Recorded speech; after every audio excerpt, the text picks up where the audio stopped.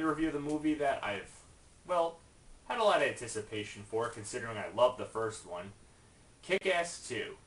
What can I say about this one? It received not as positive results like the first one. I mean, yeah, let's face it, the first one was, well, Kickass, I should say.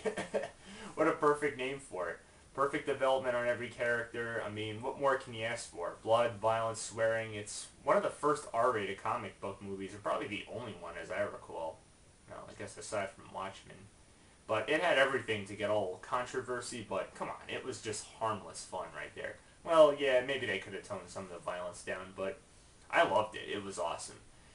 I don't think I have to explain that much anymore. You can just watch the review I did on the first one years ago.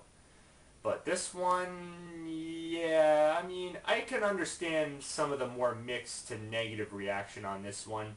It definitely was missing some things that the first one had, but that's what you'd expect. To me, it was like the Iron Man 2 or 3 of sequels. You know, not as good as the first one, but let me get into detail. It starts out pretty good, don't get me wrong. It looks promising at the first, like, maybe 20-30 minutes of it. Then it goes into some weird directions. It has all the violence, it has all the cursing that makes this movie controversial enough. You know, it's what you'd expect out of the trailer. You know, even the villains' names have all bad and racist words in it. It adds plenty of comedy depth to it. I couldn't believe that John Leguizamo was even in this. I was like, wow, they dragged him along in this. It follows up with the first one well, but then it also follows its character conflicts, like with Hit Girl trying to, try to live in ordinary everyday life as a high school student. But Kick-Ass, on the other hand, wants to keep fighting crime, and he joins up with a team of crime fighters. And of course, yes, Jim Carrey is in this one.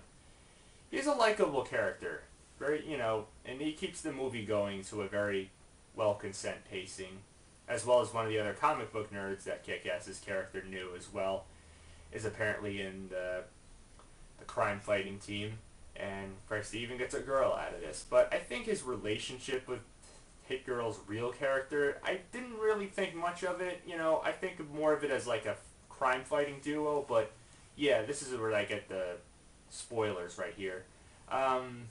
Yeah, the awkward scene at the end that most people complain about, yeah, I don't see much chemistry right there. I kind of was disappointed that he couldn't just hook up with the girl he was with at the first movie, even though she dumps him at the beginning of this movie. I kind of felt something was missing there. And yeah, that was a bit awkward. And yes, there is a scene after the credits. I really shouldn't explain much, but there's plenty to, there's plenty that goes on in this movie. But I feel in the middle it goes in a rather somewhat slow pace in some weird directions, and it just doesn't keep very consistent like the first one does. And then at the end it gets good, but then again it's kind of rushed. So you can say your own opinions on this movie. It is what it is. It's a sequel, not as good as the first one, but it has plenty to offer. Even though it's not, it goes in some weird directions and the pacing can be somewhat inconsistent. But my own opinion, I enjoyed it for what it is. It's not bad, but then again, it's not as good as the first, like I said before. So, my overall opinion, it may not kick ass like the first one, but that's a sequel for you.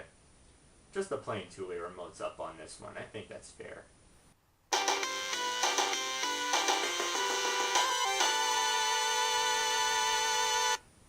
So, till next time, keep watching. Get over